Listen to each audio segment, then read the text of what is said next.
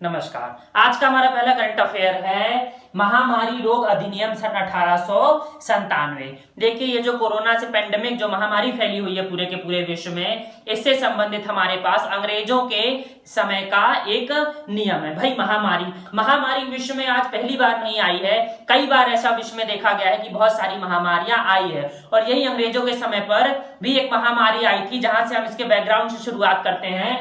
देखिए, महामारी रोग अधिनियम पर करंट में बात यह है कि अध्यादेश लाने की बात की जा रही है। जो कैबिनेट कमेटी है उन्होंने क्या कर दी है, रिकमेंड कर दिया है, उसे पास कर दिया है। अब बात क्या आती है, बात ये आती है कि जो पुराना वाला नियम है वो कब का है। तो क्वेश्चन यहां से बन सकता है कि जो पुराना वाला नियम है महामारी रोग अधिनियम, वो किया गया था कब, 1897 का। बैकग्राउंड देखिए क्यों लाया गया था। उस समय का जो बॉम्बे प्रांत था भारत देश का, ब्रिटिश प्रोविंस का, वहां पर प्लेग बहुत बड़ी मात्रा में फैल गया था और उसी बड़ी मात्रा में फैले हुए प्लेग को कंट्रोल करने के लिए यह नियम लाया गया था। ये फरवरी, याद रखिएगा, फरवरी 1897 में यह नियम लाया गया था। आपको बहुत अच्छे से घटना याद होगी, बार बार पेपर्स में बार बार पूछी जाती है। चापेकर बंधु, पुणे में क्या हुआ था, चापेकर बंधुओं के द्वारा दामोदर चापेकर और बालकृष्ण चापेकर, इन्होंने पुणे के प्लेग कमिश्नर क्या है, रैंड एंड एमहर्ट्स, मैं फिर से रिपीट कर रहा हूं, पुणे के प्लेग कमिश्नर रैंड एंड एमहर्ट्स की हत्या कर दी थी और इसी हत्या की वजह से चापेकर बंधुओं को, दामोदर और बालकृष्ण चापेकर को फांसी की सजा दे दी गई थी। तो ये क्वेश्चन एक बेस है, फिर से इसकी ज्यादा आने की संभावना बनती है क्योंकि इसी घटना से संबंधित है महामारी अधिनियम। नेक्स्ट देखिए, आज का कॉन्टेक्स्ट देखिए, आज का देखिए, अब अध्यादेश लाने की बात की जा रही तो बात आती है अध्यादेश की। अध्यादेश का जिक्र मिलता है भारतीय संविधान के अनुच्छेद क्रमांक 123 और 213 में। ठीक है भाई, आर्टिकल नंबर 213 के तहत आर्टिकल नंबर 123 के तहत जारी कौन करता है, हमारा राष्ट्रपति, और आर्टिकल नंबर 213 के तहत जारी करता है अध्यादेश कौन, राज्यपाल। बार बार क्वेश्चन पूछा जाता है, विशेषतः मध्य प्रदेश लोक सेवा आयोग में। अब देखिए आगे बढ़ते हैं, आगे देखिए जो अध्यादेश आ रहा है उससे संबंधित कुछ आप क्या देख लीजिए, पॉइंट देख लीजिए, जहां से क्वेश्चन बनेगा ही बनेगा, ये 110% है।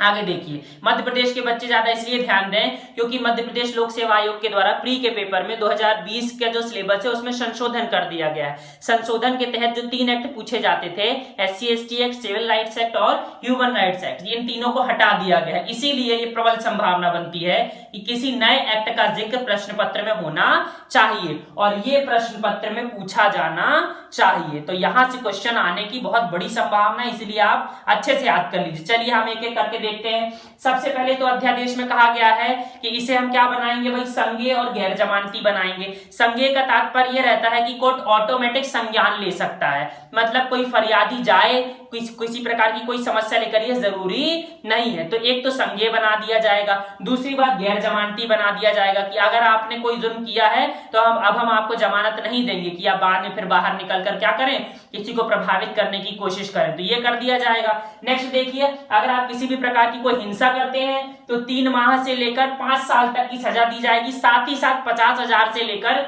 2 लाख रुपए का जुर्माना भी आपके ऊपर आरोपित किया जाएगा। इसके अलावा अगर आप गंभीर चोट पहुंचाते हैं, किनके विषय में ये बात की जा रही है भाई, जो स्वास्थ्य कर्मी है, डॉक्टर है, पैरामेडिकल स्टाफ है, नर्सेस है। आपने देखा होगा कुछ वीडियोस काफी वायरल हो रहे हैं। फॉरेन में एक महिला है, यूएसए में, उनके घर एक डॉक्टर है, उनके सामने से पूरा गाड़ियों का काफिला जा रहा है, 200 से ज्यादा गाड़ियों का काफिला, और वो उनको अभिवादन करता हुआ जा रहा है, हॉर्न बजाते हुए जा रहा है, हाथ हिलाते हुए जा रहा है कि आप कोरोना फाइटर्स हैं, कोरोना वॉरियर्स हैं। और अब आप भारत में पहुंचिए, भारत में तथाकथित कुछ लोगों के द्वारा डॉक्टर्स के ऊपर पत्थर फेंके जा रहे हैं, है ना, उनको क्या नर्सों के सामने अपने कपड़े उतार दिए जा रहे हैं, कहीं भाग जाया जा रहा है, जानबूझकर भाग जाया जा रहा है, नोटों के ऊपर क्या किया जा रहा है, गंदा किया जा रहा है, बहुत सारी चीजें ऐसी, मतलब डॉक्टर्स को ही परेशान किया जा रहा है, पैरामेडिकल स्टाफ को मारा जा रहा है, अभद्र तरह से गालियां दी जा रही, बहुत सारी समस्या देखने को। इसीलिए ना चाहते हुए भी सरकार को इन सब चीजों का उपयोग करना पड़ रहा है, ऊपर से नियम लाने पड़ रहे हैं। दो प्रकार के नियम होते हैं, एक तो नीचे से नियम की जनता खुद ही अपने आप को क्या कर ले, कंट्रोल कर ले। अब जनता नहीं कर रही है तो सरकार अपने आप अब क्या करे, ऊपर से नियम आरोपित कर रही है और अब वो झेले, है ना। देखिए हम फिर से ही पहुंच रहे हैं। गंभीर चोट अगर आप पहुंचाते हैं किसी को भी, पैरामेडिकल स्टाफ को, किसी को भी, तो 6 माह से लेकर 7 साल तक की सजा हो सकती है। साथ ही साथ 1 लाख से लेकर 5 लाख रुपए का जुर्माना भी उनको दे होगा। इसके अलावा जो संपत्ति का अगर आप नुकसान पहुंचाएंगे किसी भी प्रकार की, चाहे वो प्राइवेट संपत्ति हो चाहे वो सरकारी संपत्ति हो, उसमें आपको हर्जाना दे देना होगा। मार्केट वैल्यू, ध्यान रखिएगा मार्केट वैल्यू लिखा हुआ है, बेस प्राइस नहीं लिखा, मार्केट वैल्यू का 2 गुना हर्जाना आपको देना होगा।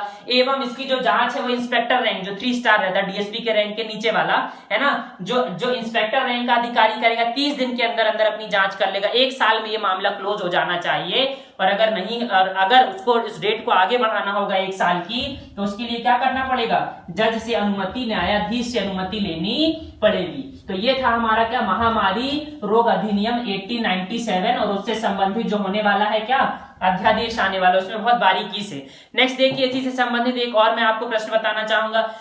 महामारी से संबंधित हमारे पास या विपदा से संबंधित एक हमारे पास और कानून है, आपदा प्रबंधन अधिनियम 2005। अब देखिए क्वेश्चन यहाँ कहां से आ सकता है, आपको पता है इसमें तीनों जो कैटेगरीज है यहाँ से, एक तो नेशनल लेवल पे हमारे पास national disaster management authority, state level में हमारे पास स्टेट डेवलपमेंट मैनेजमेंट अथॉरिटी, और हमारे पास डिस्ट्रिक्ट लेवल में भी होती है डिस्ट्रिक्ट डेवलपमेंट मैनेजमेंट अथॉरिटी। अब यहाँ पे देखिए एक तो क्वेश्चन यहाँ से बनता है कि अधिनियम कब पारित किया गया है, अधिनियम पारित किया गया है कब, 2005 में। इसके अलावा क्वेश्चन ये बहुत ज्यादा बनेगा कि नेशनल डेवलपमेंट मैनेजमेंट अथॉरिटी का अध्यक्ष कौन होता है। तो इसकी जो फ्रेमवर्क रहता है वो 1+9 होता है। 1+9 का मतलब 10 लोग होते हैं टोटल, कुल मिला के 10 में से एक होता है अध्यक्ष, और ये अध्यक्ष होता है भारत देश का प्रधानमंत्री। ये क्वेश्चन फिर से पूछे, मध्य प्रदेश के बच्चे ज्यादा ध्यान दें, ये जो नेशनल लेवल की हमारे पास मैनेजमेंट अथॉरिटी है उसका अध्यक्ष होता है प्रधानमंत्री। फिर ये क्वेश्चन वनडे एग्जाम में भी बनना चाहिए और पीएससी और यूपीएससी में भी बनना चाहिए, ठीक है। यहां देख लीजिए, इसके अलावा इसमें और जिक्र किया गया एनडीआरएफ का, नेशनल डिजास्टर रिलीफ फोर्स का, जो फोर्स आती है हमेशा कभी विपदा, बाढ़ में और बाकी चीजों में जो प्रॉब्लम होती है। इसके अलावा यहाँ पर भारत देश का पहले ऐसी राष्ट्रीय एक पॉलिसी निर्धारित की गई है, नेशनल डिजास्टर मैनेजमेंट पॉलिसी, एक राष्ट्रीय योजना इसी के तहत, इसी आपदा अधिनियम के तहत आरोपित की गई है। तो यहां से भी क्वेश्चन आने की संभावना बनती है, इसीलिए मैंने आपको ये भी बता दिया। चलिए चलते हैं हम करंट अफेयर्स की तरफ।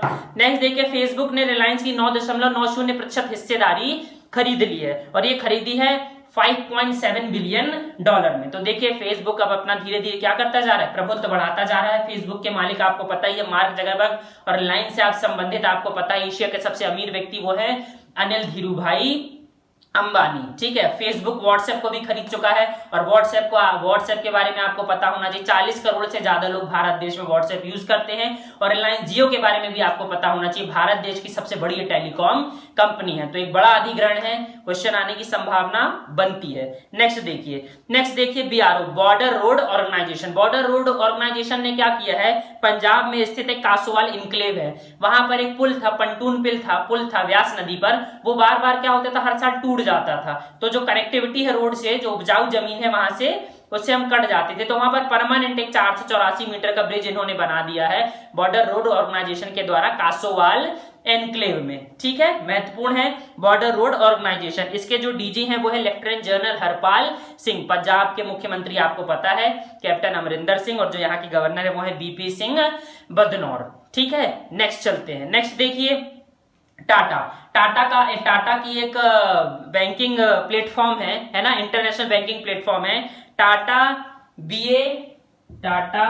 BA NCS, ठीक है। मैं फिर से रिपीट कर रहा हूं, टाटा BA NCS, है ना। अब ये क्या कर रहा है, ये कर रहा है कि इजराइल में डिजिटल बैंकिंग से संबंधित पहला ऐसा बैंक खोला जाएगा डिजिटल, अभी उसका नाम निर्धारित नहीं किया गया है, उसकी जिम्मेदारी दी गई है इसी प्लेटफॉर्म को, टाटा BA NCS को। तो ये भारत देश के लिए एक बहुत अच्छी बात है कि हम क्या कर रहे हैं, इंटरनेशनल प्लेटफॉर्म में बड़ी हिस्सेदारियां ग्रहण कर रहे हैं, बड़ा काम ले रहे हैं। तो ये क्वेश्चन भी पूछा जा सकता है, किसने लिया भाई, टाटा ने लिया। और डिजिटल प्लेटफॉर्म का नाम क्या है, BA NCS। अगर आप इसके विषय में पढ़ना चाहते हैं तो आप मेरे फेसबुक पेज और टेलीग्राम पेज पर क्या कर सकते हैं, संपर्क कर सकते हैं। देन नेक्स्ट देखिए, और हाँ, टाटा सन्स के जो चेयरमैन है वो बहुत ही ज्यादा महत्वपूर्ण है, वो है हमारे पास नटराजन चंद्रशेखरन। आपको पता है इसके पहले जो साइरस मिस्त्री थे उससे संबंधित कुछ बातें क्या है, ठीक ठाक नहीं चल रही। तो फिर से रिपीट कर रहा हूं, नटराजन चंद्रशेखरन। इजराइल के प्रधानमंत्री कौन है, बेंजामिन नेतन्याहू, जो अभी जीते थे रिकॉर्ड टाइम्स में। इसके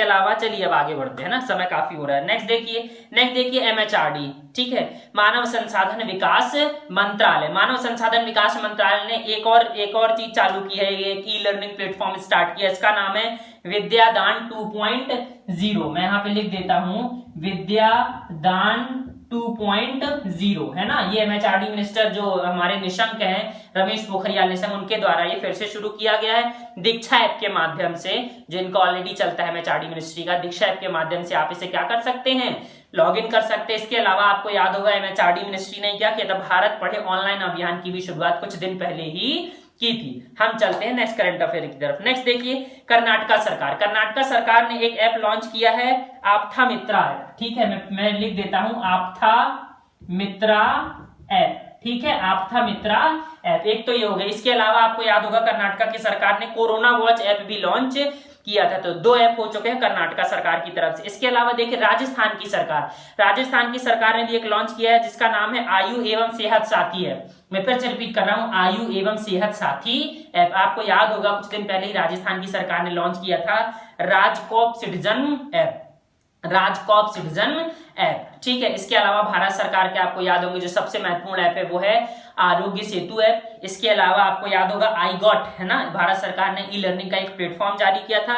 इसके अलावा एक कोरोना कवच है ना, इन्होंने लॉन्च किया था भारत सरकार ने। इसके अलावा #India Fight Corona, ट्विटर में एक इनिशिएटिव स्टार्ट किया था भारत की सरकार ने। चलिए आगे बढ़ते हैं। आगे देखिए, IIIT Delhi, Indraprastha institute of information and technology Delhi के द्वारा क्या बनाया गया है, एक वॉश करो ऐप है ना। अब भाई ये सब आपको नाम याद करने हैं, वॉश करो ऐप, ठीक है। तो बस इतने ही क्वेश्चन आ सकता है IIIT दिल्ली के द्वारा कौन सा ऐप लाया गया, तो वॉश करो ऐप। IIT के बहुत सारे ऐप है, मैं आपको बता चुका हूं। चलिए अब हम दिन से संबंधित देखते हैं। आज है हमारे पास 23 अप्रैल, और 23 अप्रैल के दिन आज का सबसे महत्वपूर्ण दिन है world book and copyright day. कभी कभी इसको वर्ल्ड बुक्स डे के नाम से भी जाना जाता है। विद्यार्थी का अगर कोई सच्चा मित्र होता है तो वो सिर्फ और सिर्फ किताब होती है, जो कभी उसको दिग्ध भ्रमित नहीं करती, जो सिर्फ और सिर्फ क्या करती है, आपको सही रास्ता दिखाती है। तो आज का दिन किसके लिए, विद्यार्थियों के लिए विशेषतः क्या है, बहुत ही महत्वपूर्ण दिन है ना। तो देखिए क्या नाम है इसका, मैं फिर से रिपीट करना, world book and copyright day, ठीक है। अब महत्वपूर्ण क्या है, महत्वपूर्ण यहां से आता है कि वर्ल्ड बुक कैपिटल, हर साल आपको पता होगा वर्ल्ड बुक कैपिटल निर्धारित की जाती है यूनेस्को के द्वारा।